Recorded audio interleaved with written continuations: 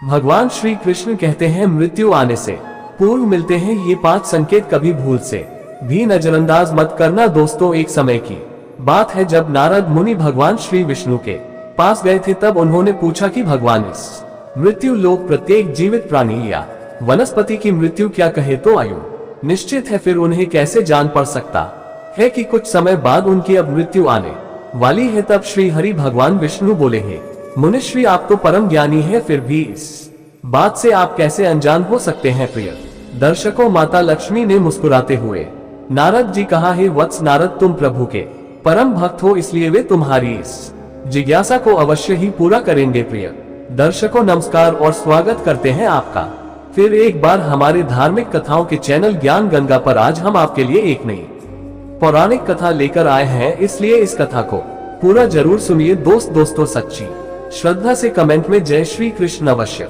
लिखिए। प्रिय दर्शकों, माता लक्ष्मी और भगवान श्री हरि क्षीर सागर में बैठे आपस में प्रेम पूर्वक बातें कर रहे थे। तभी नारद मुनि वहां आते हैं, किंतु नारद मुनि का चेहरा किसी प्रकार से चिंतित देखकर श्री हरि बोले, हे मुनीश्वर, आप किस बात से परेशान है। तब नारद मुनि ने एक उत्साह से भरी हुंकार से श्री हरि से कहते हैं, हे प्रभु, आप तो सर्वव्यापी और सर्वज्ञ है, भला आपसे कोई बात कैसे छिप सकती है। तब श्री हरि मुस्कुराते हुए बोले, हे नारद, भगवान और भक्त में किस बात की शर्म। अब आप अपने मन के उस भेद को खोलकर कहें, मुझसे आपकी ये दशा देखी नहीं जाती। उस समय माता लक्ष्मी कहती, हे प्रभु, आपके भक्त आपसे से ही नाराज लगते हैं। प्रिय दर्शकों, तब नारद मुनि अपना मौन तोड़ते हुए कहते हैं, हे प्रभु, मेरा एक बड़ा विचित्र प्रश्न है। मैं बड़ी उम्मीद से आपके पास आया हूँ और मुझे पूर्ण विश्वास है कि आप मेरे प्रश्नों के उत्तर अवश्य देंगे। श्री हरि कहते हैं, नारद मुनि, आप जो प्रश्न पूछने वाले हैं उस प्रश्न का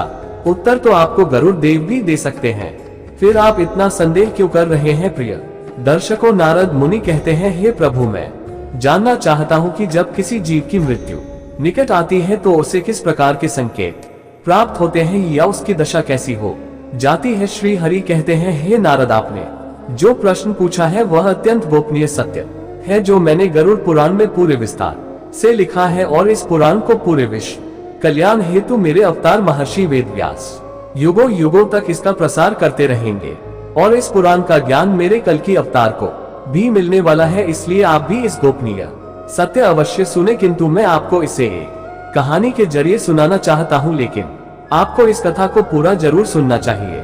अधूरी जानकारी विष के समान होती है, जो आपका किसी भी समय पर साथ छोड़कर आपका ही घात कर सकती है। प्रिय दर्शकों, श्री हरि कथा को आरंभ करते हैं और कहते हैं, हे नारद मुनि, यह उस समय की बात है जब मैं द्वापर युग में कृष्ण के अवतार में मृत्यु लोक पर अपना जीवन व्यतीत कर रहा था। आप उस समय के महान राजा महाराज पांडु और उनके सतले भाई भीष्म पितामह को अवश्य ही जानते होंगे। ये कथा उन्हीं की है, क्योंकि भीष्म पितामह एक वसु देवता के अवतार थे और उनके 7 भाइयों को उनकी हिमा गंगा ने उन्हें अपने ही जल में समाधि दी थी। वसु देवताओं ने ऋषि की कपिला गाय को चुराया था, जिसका कारण ऋषि ने श्राप दिया था कि तुम सारे वसु देवता मानव का जीवन पाकर तुरंत ही मृत्यु को प्राप्त करोगे। हे नारद मुनि, समय के अनुसार ऐसा ही हुआ। देवी गंगा ने अपने 7 पुत्रों को जन्म देते ही गंगाजल में बहाकर उनको जल समाधि दी थी। 8 बचे वसु देवता थे देवव्रत, जिनकी जान उनके पिता राजा शांतन ने बचाई थी। उन्होंने नहीं ऋषि की गाय को चुराया था,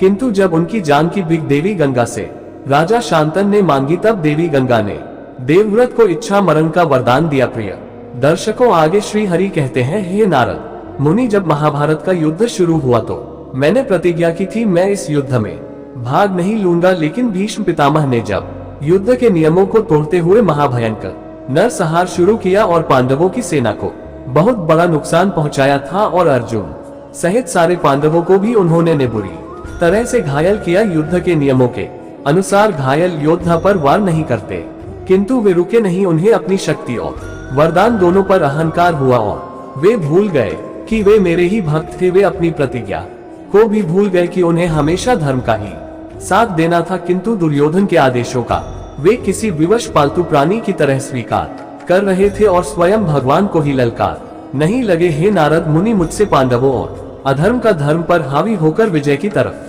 बढ़ना अच्छा नहीं लगा, जिस कारण मुझे अत्यधिक क्रोध हुआ तथा सुदर्शन को धारण कर मैं स्वयं युद्ध में उतरा। दोस्तों, आगे श्री हरि कहते हैं, तब भीष्म पितामह को मेरे स्वरूप में स्वयं मृत्यु के देवता यमराज के दर्शन हुए और वे सभी योद्धा मेरे सुर दर्शन के आगे नतमस्तक हुए। उसी दिन मैंने पूरी कौरव सेना को अंतिम बार मृत्यु का दिव्य संकेत दिया था और उस दिन के युद्ध को समाप्त किया है। नारद मुनि, अब मैं आपके प्रश्न का उत्तर देता हूँ। जब किसी प्राणी की मृत्यु निकट आती है उसे संसार से नाना प्रकार के संकेत मिल जाते। जो प्राणी इन संकेतों जान लेता है वह अपने जीवन का अंतिम मार्ग के लिए उचित धर्म नियमों के अनुसार मुक्ति पाने के लिए मेरे शरण में आता है। और जो प्राणी इन संकेतों को अनदेखा खा करता है वे सभी मृत्यु को प्राप्त होकर अपने अगले यमलोक के मार्गों पर प्रस्थान करते हैं। देवव्रत और कौरवों ने साक्षात यमराज के दर्शन करने के बावजूद युद्ध को मरते दम तक लड़े और अंत में मृत्यु को प्राप्त हुए। जिस भस्म ने मेरी प्रतिज्ञा तोड़ी उन्हें मुझे अर्जुन और श्रीखंडी के हाथों से धोखे से मरवाना पड़ा था। प्रिय दर्शकों, श्री हरि नारद मुनि से कहते हैं, हे वत्स, मैंने जो मानव कल्याण हेतु मृत्यु से पूर्व आने वाले संकेतों के बारे में गरुड़ पुराण में बताया है उन्हें अब तुम ध्यान से सुनो। सबसे पहला संकेत है कि जब किसी मनुष्य का मल मूत्र और वीर्य एक साथ ही निकलते हो तो उसकी आयु केवल एक दिन ही शेष रह गई है। यदि मल मूत्र और छींक एक साथ गिरते हैं तो उस मनुष्य को भी समझना चाहिए कि उसकी मृत्यु 1 महीने के भीतर हो जाएगी। दूसरा संकेत है कि यदि अकस्मात किसी मनुष्य को काले पीले रंग का कोई पुरुष दिखाई देता है और वह अदृश्य हो जाता है तो उस मनुष्य को समझ लेना चाहिए कि वह केवल 1 महीना ही जीवित रहेगा। तीसरा संकेत है कि जो मनुष्य आकाश में बादलों से बने नाग देखता है अथवा नाग जैसी आकृति देखता है जिसको आकाश में नागों का झुंड दिखाई देता है तो वह 1 महीने के भीतर मर जाता है। चौथा संकेत है जिस मनुष्य की मृत्यु निकट आती है उसे आकाश में अरुंधति अरु ध्रुव तारा दिखाई नहीं पड़ता है। अगर ऐसा किसी मनुष्य के साथ होता है तो वह 15 दिन का ही मेहमान है। स्नान करने के बाद जिस मनुष्य का हृदय जल्दी सूख जाता है तथा हाथ पैर भी जल्दी ही सूख जाते हैं तो उसका जीवन मात्र 3 मास शेष रह गया है। जिस मनुष्य का वीर्य नीले रंग का हो जाता है, जिसके हाथ पैर के नाखून और आंखों का कोना नीले रंग का दिखाई देने लगता है, वह 6 मास के भीतर ही यमपुरी की यात्रा करता है,